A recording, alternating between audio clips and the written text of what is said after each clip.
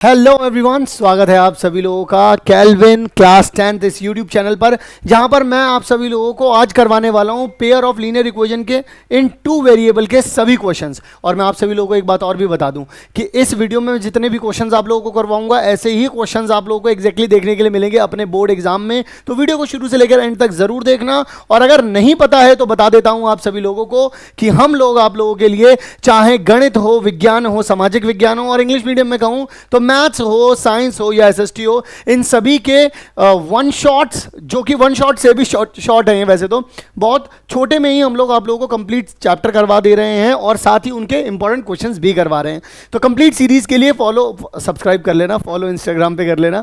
तो चलिए जरा शुरू करते हैं हम लोग हमारा ये कार्यक्रम। और आज के इस कार्यक्रम में सीखते हैं कि पेयर ऑफ लीनियर इक्वेशन से एमसीक्यू किस तरीके से आप लोगों से पूछे जा सकते हैं। जैसे कि पहला ही सवाल आप सभी लोगों के सामने आ चुका है और यहां पर ही आप लोगों से ये जानना चाहते हैं कि आप ये बताइए, half of the perimeter of rectangular garden, rectangle का पेरीमीटर क्या होता है? सबसे पहले आप लोग मुझे ये बताइए। ये एल होता है, ये बी होता है। तो पेरीमीटर की अगर मैं बात करूंगा तो 2 टाइम्स ऑफ एल प्लस में क्या हो जाता है? बी हो जाता है। होता है या फिर नहीं होता है? हो जाता है भाई। जब ऐसा होता है तो अब हम लोग, उन्होंने बोला क्या है? इसका हाफ, यानी कि पैरामीटर का हाफ, यानी कि इसका भी क्या कर दूंगा? हाफ। तो ये दे रखा है, यानी कि कितना दे रखा है? एल प्लस में बी। उसने बोला है कि half of the perimeter of a rectangle whose length, जिसकी लेंथ जो है वो 4 मीटर ज़्यादा है देन इट्स विड्थ से, यानी कि अगर मान लो मैं लेंथ की बात करूं और विड्थ की बात करूं, विड्थ से 4 सेंटीमीटर ज़्यादा, 4 मीटर, विड्थ से 4 मीटर ज़्यादा कर दो तो लेंथ के बराबर, यही तो बोला है। और इस 36, यानी कि पैरामीटर का जो हाफ है वो कितना दे रखा है? 36 दे रखा है। That's it. अब वैसे तो अगर आप ये बोल दो, ये चीज़ दे रखी है यहाँ पर, और एल की जगह पर देखना ज़रा, ये विड्थ है ना, तो यहाँ पर डब्ल्यू लिख देता हूँ, इसकी जगह पर डब्ल्यू। तो एक जगह देखो एल प्लस में डब्ल्यू बराबर में कितना दे रखा है? 36। एल की जगह पर लिख दो जरा, डब्ल्यू प्लस में 4 प्लस में डब्ल्यू दे ही रखा है 36। देखो यहाँ से रख दिया ना डब्ल्यू, तो यहाँ से आ जाएगा 2 डब्ल्यू और यहाँ पे आ जाएगा 32। तो डब्ल्यू कितना हो जाएगा? 16। और एल कितना हो जाएगा? एल हो जाएगा आपके पास 20, डब्ल्यू में 4 जोड़ करके। बाकी मैं इसकी अब सिखाता हूँ आप लोगों को शॉर्ट ट्रिक। अब सिखाते हैं हम आपको सचिन सर की ट्रिक, शॉर्ट ट्रिक। सिंपल सा काम करना है आप लोगों को। आपको क्या बोला है कि जो लेंथ है वो विड्थ से 4 मीटर ज़्यादा है, यही बोला है। तो इसका मतलब लेंथ में और विड्थ में 4 का डिफरेंस आना चाहिए। 4 मीटर का क्या होना चाहिए? डिफरेंस होना चाहिए। अगर 4 मीटर का डिफरेंस हम लोगों को यहाँ पे निकालना है तो विड्थ देख सकते हो आप लोग और लेंथ देख सकते हो। अब सिंपल सा काम है। अब अगर तुम इसे भी ना कर पाओ तो आंखों वाले अंधे हो। ये 20 दे रखा है, 16 दे रखा है, 4 का डिफरेंस सिर्फ यहाँ पर आ रहा है। यहाँ पर अगर देखोगे तो 8 का डिफरेंस है, यहाँ पर देखोगे 6 का है, यहाँ पर देखोगे तो 9 का डिफरेंस है। तो सिर्फ एक ही आंसर आ रहा है जो कि है हमारे पास सिंपली ए ऑप्शन। डन हो गई कहानी। तो या तो शॉर्ट ट्रिक से कर लो, अंडरस्टैंडिंग से कर लो, या फिर पूरा सॉल्व करके कर लो तो भी हो जाएगा। ठीक है।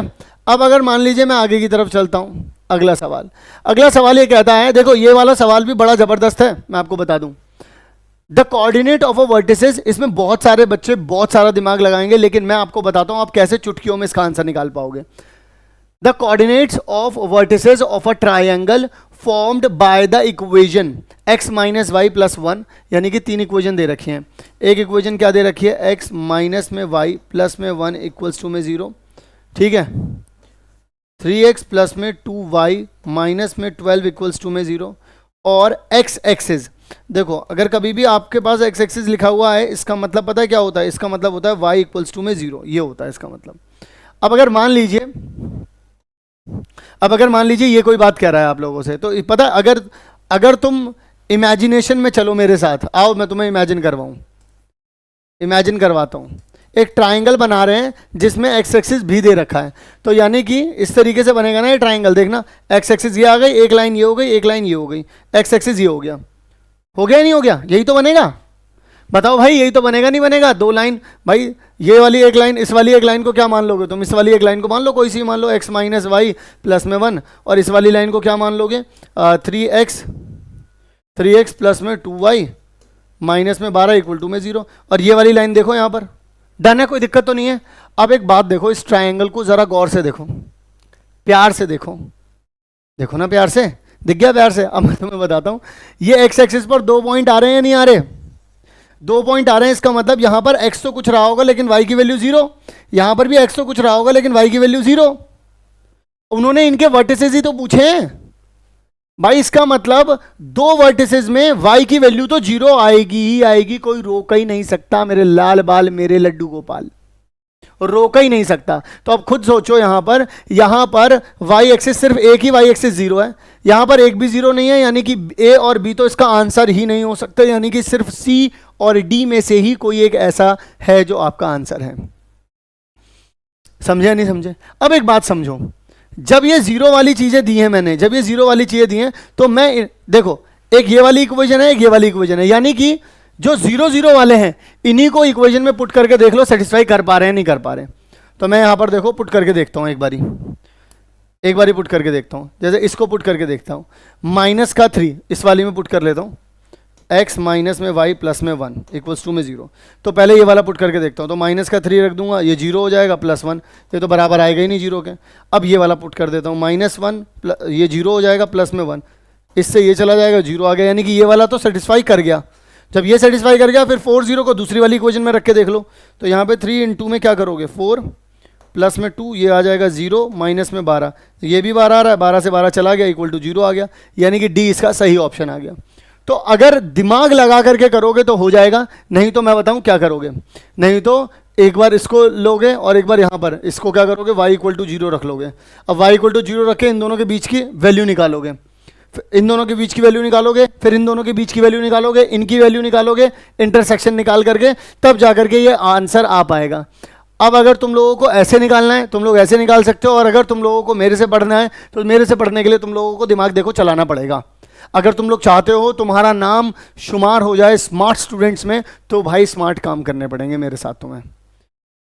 अगर मेरे साथ स्मार्ट काम नहीं करोगे तो भाई मज़ा तो देखो बिल्कुल भी नहीं आने वाला। समझ गए बात? आओ ज़रा आगे की तरफ लेकर के चलता हूँ। कंसिस्टेंट और इनकंसिस्टेंट के ऊपर अपन लोग कई बार चर्चा कर चुके हैं, ठीक है, एक बार बता देता हूँ इस वीडियो में भी। a1x प्लस में b1y प्लस में c1 इक्वल्स 2 में 0, a2x प्लस में b2y प्लस में c2 इक्वल्स 2 में 0। अगर हम लोग यहाँ पर बात करते भी हैं आप सभी लोगों से तो मेरी बात को ज़रा ध्यान से सुनिएगा। a1 अपॉन में a2 is not equal to b1 upon में b2। दूसरे नंबर पर a1 अपॉन में a2 इज इक्वल्स टू में b1 अपॉन में b2 is not equal to c1 upon में c2। तीसरे नंबर पर a1 अपॉन में a2 इज इक्वल्स टू में b1 अपॉन में b2 इज इक्वल्स टू में c1 अपॉन में c2। दैट मीन्स इसका मतलब क्या है? इसका मतलब तो यह है कि एक जगह पे कट हो रहा है, इसका मतलब यह है दोनों पैरेलल हैं, इसका मतलब यह है कि दोनों एक ही लाइन पर बने हुए हैं, इसका मतलब होता है यूनिक सोल्यूशन, इसका मतलब होता है नो सोल्यूशन, इसका मतलब होता है इनफाइनाइट सोल्यूशन,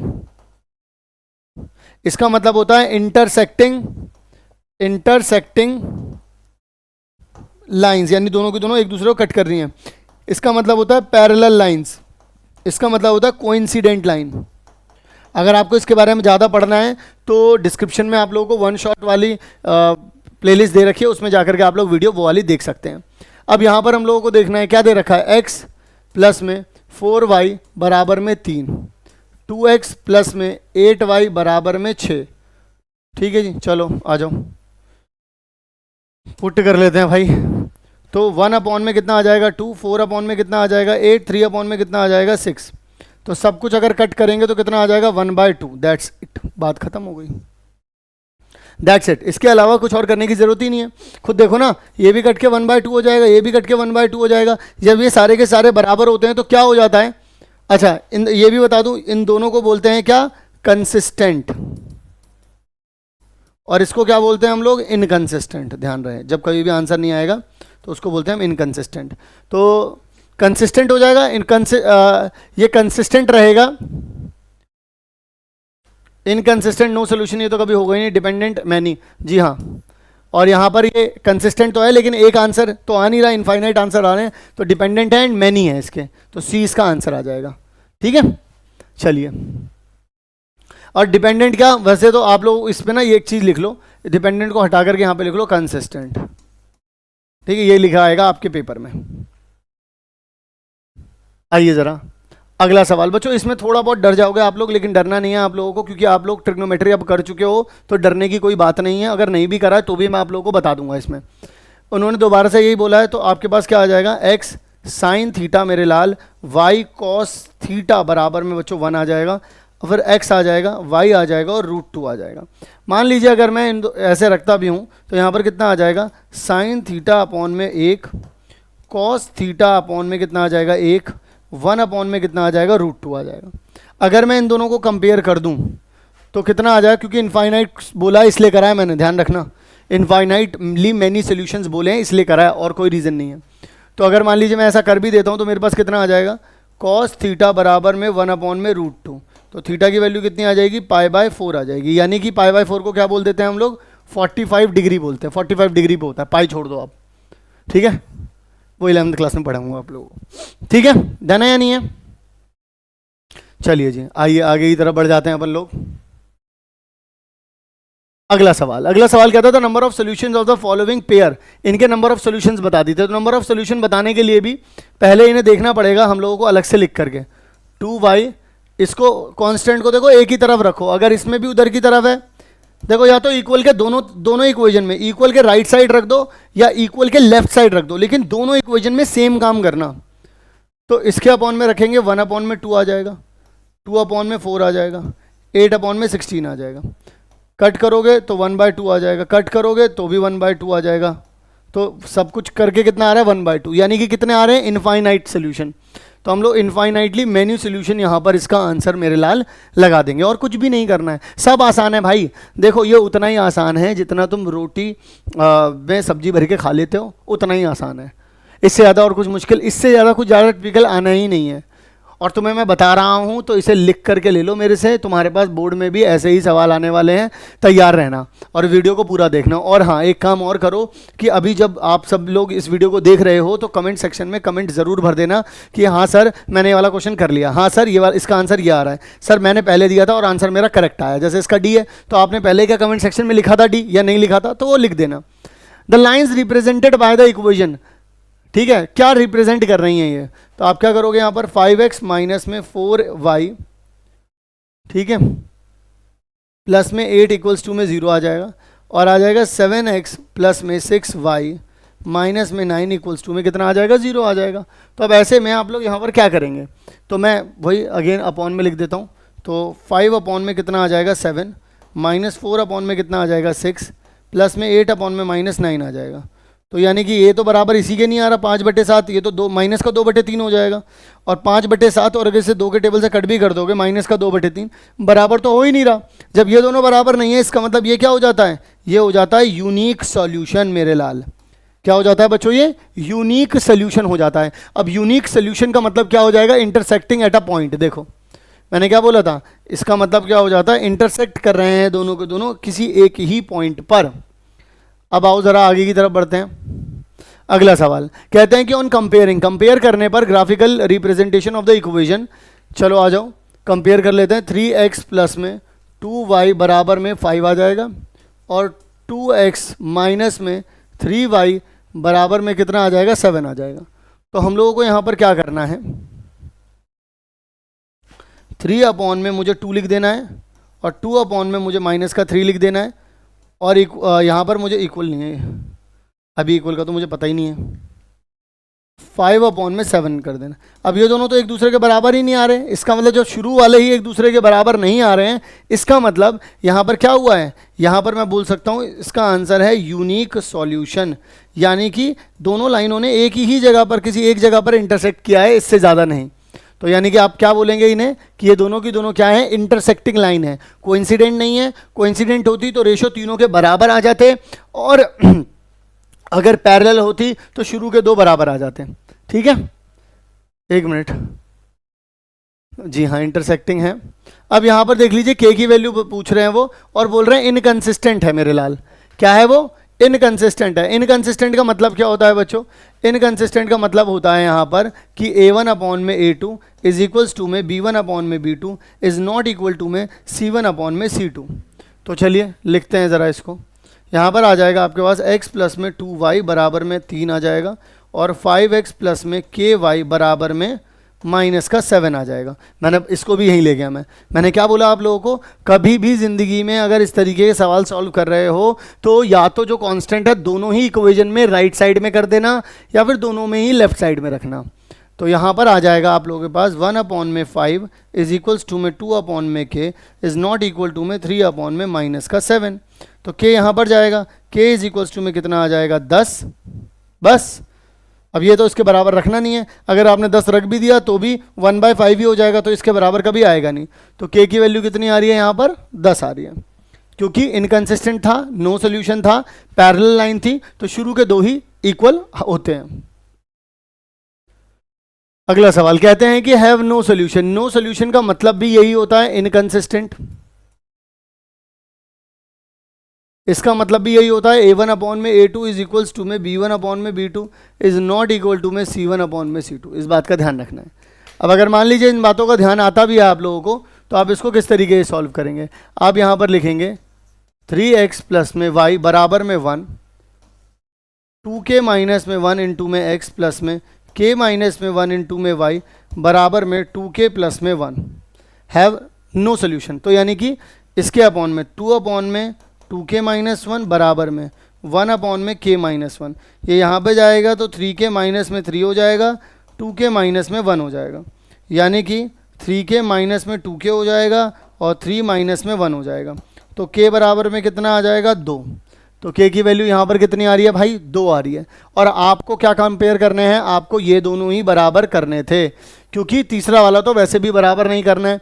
अब कभी कभी ऐसा हो जाता है कि आप लोगों को ये रखना पड़ जाए, तो 2 इंटू में k प्लस में 1। अब अगर आप ये रखते भी हैं तो यहाँ पर अगर आप लोग देखेंगे तो 3/2, यहाँ पर 2 आ रही है ना, बोले 2 दूनी 4, तो 3 एकम 3 हो जाएगा। फिर यहाँ पे भी देखो 2 माइनस करोगे तो 1 एकम 1 हो जाएगा।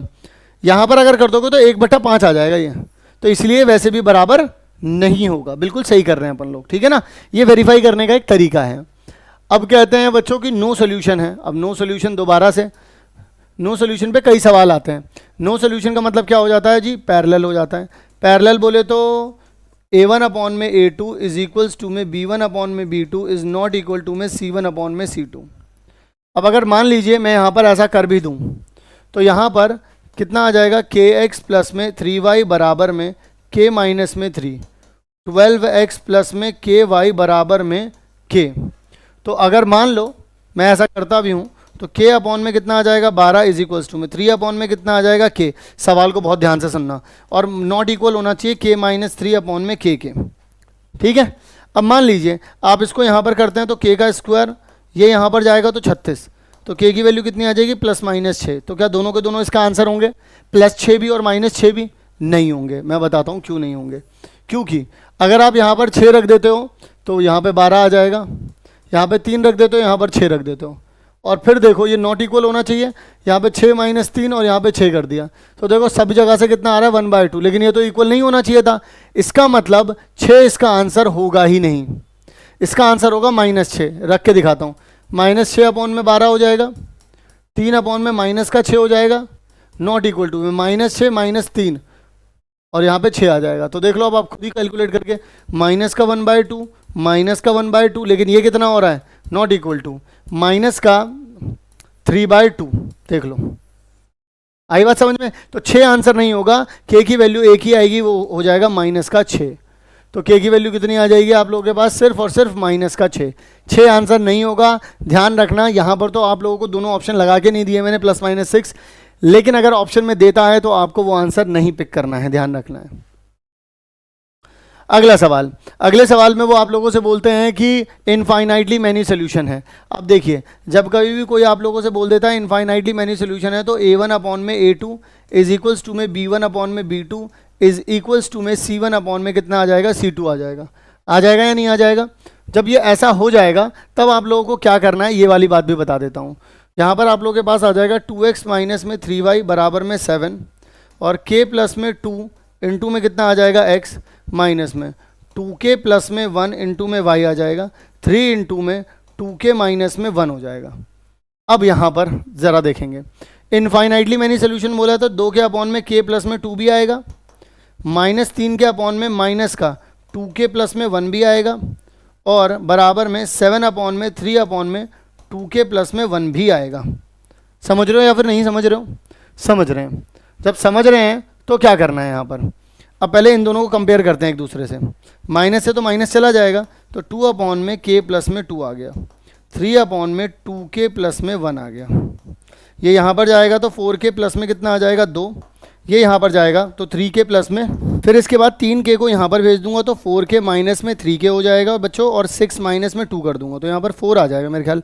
तो के की वैल्यू मेरे लाल कितनी हो जाएगी, 4 हो जाएगी। के की वैल्यू कितनी हो गई यहाँ पर, 4 हो गई बच्चों। ठीक है, अब ये देख लेते हैं कि के की वैल्यू 4 क्या यहाँ पर सस्टेन कर पा रही है या नहीं कर पा रही है। तो देखो 2 अपॉन में यहाँ पर लिखता हूँ 4 प्लस में 2 बराबर 3 अपॉन में 2 इंटू में 2 प्लस में 1, यानी 2 अपॉन में 6 आ रहा है, यहाँ पे 3 अपॉन में कितना आ रहा है, 4 आ रहा है ना, 4 4 4 4। यार मैं क्या कर रहा हूँ,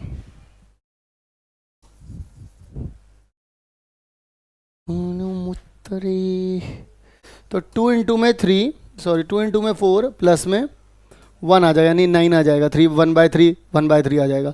अब यहाँ पर 7 देखो, और यहाँ पे 3 इंटू में 2 इंटू में 4 इंटू में प्लस, तो यानी कि 9 9 तिया 27, 9 तिया 4 दूनी 8, 8 और 9 9 तिया 27, 27 हो रहा है, और यहाँ पर आ रहा है 7, तो ये तो बराबर हो ही नहीं रहा। इसमें दिक्कत इसलिए आ रही है आप लोगों को क्योंकि यहाँ पर देखो, यहाँ पर हम लोगों ने गलती से प्लस लगा दिया, यहाँ पर होना चाहिए था माइनस, यहाँ पर होना चाहिए था माइनस। अब ज़रा देखो यहाँ पर, तो ये भी 2/6 आ जाएगा, ये 3/9 आ जाएगा, ये 7/में कितना आ जाएगा 21, सब 1/3 आ रहा है, यानी कि की वैल्यू 4 बिल्कुल सही है यहाँ पर। वैसे क्रॉस चेक ना तभी करा करो जब 2 वैल्यूज़ आया करें, सिंगल वैल्यू में मत करा करो, कोई फ़ायदा नहीं होता उससे। अब वो बोल रहे हैं कि यहाँ पर ये पैरेलल हैं, तो पी की वैल्यू बता दीजिए आप कितना हो जाएगा।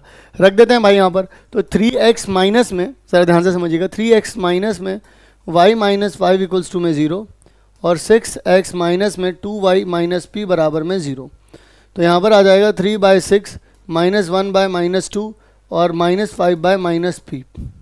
तो ये दोनों इक्वल रहेंगे, ये दोनों इक्वल नहीं रहेंगे, तो p की वैल्यू पूछना चाह रहे हैं वो, तो इन दोनों को ही पिक कर लेते हैं। तो ये तो 1/2 हो जाएगा, माइनस से माइनस, इससे भी माइनस से माइनस चला जाएगा, नॉट इक्वल टू 5/p।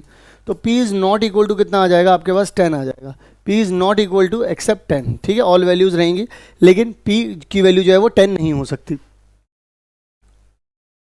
अब इसी के साथ मैं आप लोगों को ये बताना चाहता हूं बच्चों कि आप सभी लोगों के लिए मैथ हो, साइंस हो, एसएसटी हो, हिंदी मीडियम में कहो, गणित हो, विज्ञान हो या फिर सामाजिक विज्ञान हो, सभी के वन शॉट और उनके इंपॉर्टेंट एमसीक्यूज आप लोगों को यहीं पर हम लोग करवा रहे हैं। सो मेक श्योर आप सभी लोग हमारे इस चैनल को सब्सक्राइब करके ज़रूर रखें, और साथ ही जब आप लोग परेशान होते हैं कि आप लोगों को क्या क्या चीज़ें करनी है, तो उसके लिए भी आप लोग हमारे इस चैनल के ऊपर सपोर्ट ले सकते हैं, ठीक है। स्ट्रेटजी वीडियोस भी आप लोगों के लिए हम लोग अपलोड करते रहेंगे। अब यहाँ पर बोलते हैं द वैल्यू ऑफ m की वैल्यू बता दीजिए जब ये इनफाइनाइटली मैनी सोल्यूशंस है, यानी कि कितना है 2x प्लस में 3y, इसको यहाँ पर भेज दो क्योंकि इसमें यहाँ पे कांस्टेंट इधर की तरफ है, बराबर में 7, तो m माइनस में 1 इंटू में x आ जाएगा, m प्लस में 1 इंटू में कितना आ जाएगा y बराबर में 3m माइनस में 1 आ जाएगा। अब यहाँ पर क्या कर सकते हैं अपन लोग, 2 अपॉन में m माइनस में 1 बराबर में 3 अपॉन में m प्लस में 1 इज इनफाइनाइट है ना, तो यहाँ पर 7 अपॉन में 3m माइनस में 1, इसको यहाँ भेजोगे तो कितना आ जाएगा 2m प्लस में 2, 3m माइनस में 3, इसको यहाँ भेजो, इसको यहाँ, तो 2 प्लस में 3 हो जाएगा, 3m माइनस में कितना हो जाएगा 2m हो जाएगा। m की वैल्यू कितनी आ जाएगी आप लोगों के पास, 5 आ जाएगी। m की वैल्यू कितनी आ जाएगी आप लोगों के पास, 5 आ जाएगी। तो अब m की वैल्यू 5 कहाँ पर दे रखी है, दे रखी है क्या, बिल्कुल दे रखी है। चलिए जी आगे की तरफ बढ़ते हैं। अब a और b की वैल्यू पूछना चाहेंगे वो आप लोगों से, बता देंगे। अगेन इनफाइनाइटली मैनी सोल्यूशंस हैं, तो यहाँ पर देखो 2x प्लस में 3y बराबर में 7 आ जाएगा, a प्लस में b इंटू में x, 2a माइनस में b इंटू में y और 21। अब अगर हम अपन लोग इसको सॉल्व करते हैं तो यहाँ पर देखिएगा 2 अपॉन में a प्लस में b लिखेंगे बराबर में 3 अपॉन में 2a माइनस में b लिखेंगे और 7 अपॉन में 21, यानी कि कितना हो जाएगा 1/3। तो डायरेक्टली एक बार 2 अपॉन में a प्लस में b को 1/3 के बराबर रखूँगा, तो यहाँ से a इधर जाएगा, तो 6 की वैल्यू a प्लस b की वैल्यू कितनी आ जाएगी 6। वहीं पर 3a अपॉन में 2a माइनस बी बराबर में 1/3। तो ये यहाँ पे जाएगा तो 9 इज इक्वल्स टू में 2a माइनस बी लिख दूंगा। अब यहाँ से पता चल गया कि अगर मैं 2a माइनस बी बराबर किसके है, ये 9 के हैं, और a प्लस में b बराबर किसके है, ये 6 के है। अगर मैं दोनों को जोड़ दूं तो ये तो गायब हो जाएगा। तो 3a बराबर किसके आ जाएगा, 15। a की वैल्यू कितनी आ जाएगी आप लोगों के पास, 5। साथ ही मैं अब यहाँ पे देखिएगा, इसकी वैल्यू 5 है तो b की वैल्यू अपने आप ही कितनी आ जाएगी, 1, क्योंकि इसमें जोड़ करके आ रहा है। तो यानी कि b की वैल्यू कितनी आ जाएगी, यहाँ पर 1 आ जाएगी। तो b की वैल्यू 1 और a की वैल्यू 5, a ऑप्शन है, करेक्ट है। इस तरीके से अपन लोग सॉल्व करते हुए चलेंगे भाई, कितने आराम से करते हुए चल रहे हैं। इनफाइनाइटली मैनी सॉल्यूशंस क्या होता है भाई, लिख दो पहले तो 2x प्लस में 3y बराबर में 7, k माइनस में 1 इंटू में x और k प्लस में 2 इंटू में y, और यहाँ पे आ जाएगा 3k। चलो जी देखते हैं यहाँ पर 2 अपॉन में k माइनस 1, 3 अपॉन में k प्लस में 2 और 7 अपॉन में 3k। इन दोनों को पहले देखते हैं, ये यहाँ भेजूंगा तो 2k प्लस में 4 आ जाएगा, यहाँ पर 3k माइनस में 3, इसको वहाँ भेज देते हैं, 4 प्लस में 3 आ जाएगा और 3k माइनस में 2k आ जाएगा। यानी k की वैल्यू कितनी आ जाएगी बच्चों, 7 आ जाएगी। k की वैल्यू कितनी आ जाएगी बच्चों, 7 आ जाएगी। बस दैट्स इट, करना ही नहीं है भाई, कुछ मेहनत ही नहीं करनी भाई, ठीक है। अगला सवाल, p और q की वैल्यू पूछ रहे हैं अभी है। p और q की वैल्यू मैं आप लोगों को दूंगा इसे होमवर्क में, आप लोग मुझे कमेंट बॉक्स में बताएंगे इसका आंसर, ठीक है। कमेंट बॉक्स में आप लोग मुझे इसका जवाब देंगे और मैं देखता हूं कौन कौन से स्टूडेंट जवाब देते हैं, और जवाब वही दे पाएंगे जो इस वाले सवाल तक यहां पर पहुंच पाए होंगे, ठीक है। असर्शन और रीजन की तरफ अब आगे की तरफ बढ़ूंगा, क्योंकि असर्शन रीजन में भी पूछा जा सकता है। वो पूछ रहे हैं हमसे कि पेयर ऑफ लीनियर इक्वेशन ये दे रखी है और वो बोल रहे हैं कंसिस्टेंट है। कंसिस्टेंट का मतलब कुछ भी हो सकता है, वो इस तरीके से भी हो सकते हैं, एक जगह पे इंटरसेक्ट कर जाए या फिर एक के ऊपर एक लाइन बन जाए, ये भी हो सकता है, ठीक है ना।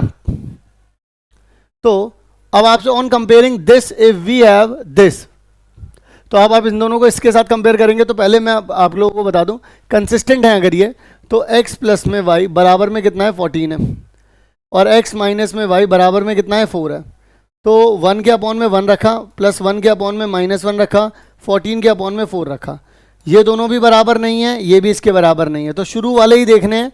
ये दोनों आपस में बराबर नहीं है, तो आप क्या बोलोगे, जब a1 अपॉन में a2 is not equal to में b1 अपॉन में b2 होता है बच्चों, तो आप क्या बोलते हैं इसको, आप क्या बोलते हैं इसको, आप बोलते हैं कि ये इसमें यूनिक सोल्यूशन आ रहा है। और इस वाले को भी क्या बोलते हैं, ऑन कंपेयरिंग, कंपेयर करने पर यही आ रहा है, we get this, the system is consistent. Consistent क्यों है, क्योंकि यहां पर यूनिक सोल्यूशन है इसलिए है।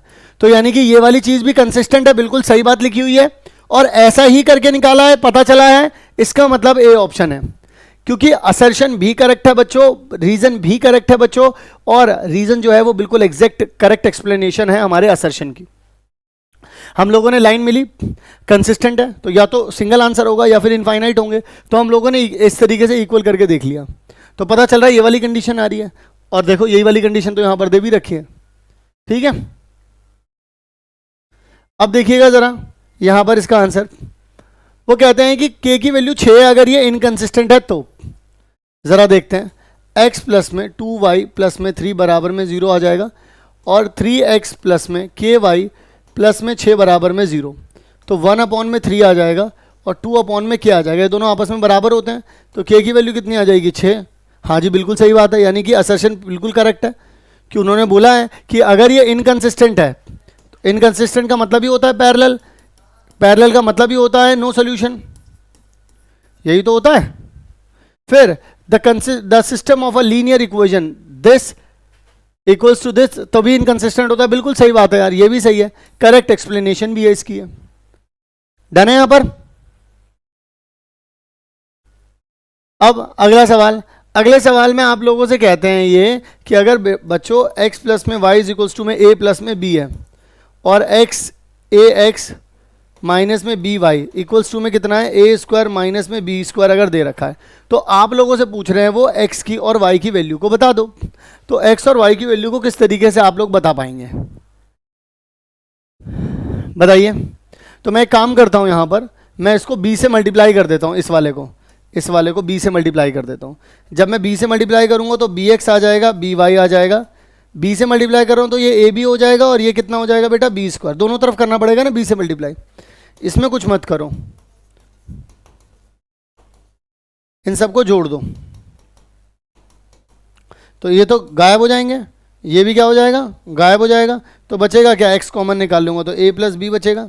यहाँ पर देखो ए स्क्वायर प्लस में ए बी आ जाएगा तो एक्स एक्स ए प्लस बी हो जाएगा यहाँ पर, और ए कॉमन निकाल लूंगा तो भी ए प्लस बी आ जाएगा, इससे ये चला जाएगा। तो देखो बच्चों एक्स की वैल्यू कितनी आ जाएगी आप लोगों के पास, ए आ जाएगी, डन है, ठीक है। अब x प्लस वाई बराबर में a प्लस बी था तो x की जगह पर a आ गया, y की वैल्यू निकाल लेते हैं, a से a चला जाएगा तो y की वैल्यू कितनी आ जाएगी b आ जाएगी। तो लीजिए c इसका सही जवाब हो गया, x की वैल्यू a और y की वैल्यू b, ये हो जाएगा आप लोगों के पास इसका सही जवाब। अब आप लोग सबसे ज़्यादा परेशान हो कि प्रैक्टिस कहाँ से करें, प्रैक्टिस कहाँ से करें, क्योंकि दिक्कत सिर्फ ये नहीं है कि सवाल सॉल्व नहीं हो रहे हैं, क्योंकि एक्चुअल दिक्कत तो ये है कि इतने तरीके के सवाल आ रहे हैं आप लोगों के पास, इन सभी सवालों को सॉल्व कहाँ से करें, इतनी सारी वैरायटी आ रही है। और इतनी सारी वैरायटी में ध्यान ये भी रखना है कि भाई अगर एमसीक्यूज को जिस तरीके की मैंने ट्रिक्स करवाई अगर वैसे नहीं करोगे तो टाइम ज़्यादा लगेगा, और प्रेजेंटेशन अच्छी नहीं हुई तो नंबर वैसे भी कट जाएंगे, और यहाँ पे गलती होने के भी चांसेस हैं। तो आप लोगों के पास एक बेस्ट सोल्यूशन है केल्विन का क्वेश्चन बैंक, ये सीबीएसई वालों के लिए अलग से भी है और अदर बोर्ड्स के लिए भी है। तो इसमें एमसीक्यू के ऊपर काफ़ी फोकस दिया गया है और सीबीएसई वालों के लिए कॉम्पिटेंसी के ऊपर काफ़ी फोकस दिया गया है। डिस्क्रिप्शन में उनका लिंक भी आप लोगों को मिल जाएगा, नहीं तो एक व्हाट्सअप नंबर भी मिल जाएगा, वहाँ भी कनेक्ट कर सकते हैं। Short answer, very short answer सारे के सारे दिए गए हैं, अपने आंसर को कैसे प्रेजेंट करना है ये भी दिया गया है, पीडीएफ और वीडियो के सोल्यूशन के साथ दिया गया है, फॉर्मूला शीट भी दी गई है इसमें। तो अगर आप लोग चाहें तो ले सकते हैं इसको, और साथ ही कोई चाहता है प्रीवियस ईयर के क्वेश्चंस करना तो वो भी कर सकता है। मैथ, साइंस, एसएसटी तीनों के ही हमारे पास पीवाईक्यू वीडियो और पीडीएफ सोल्यूशन के साथ आपको मिल जाएंगे।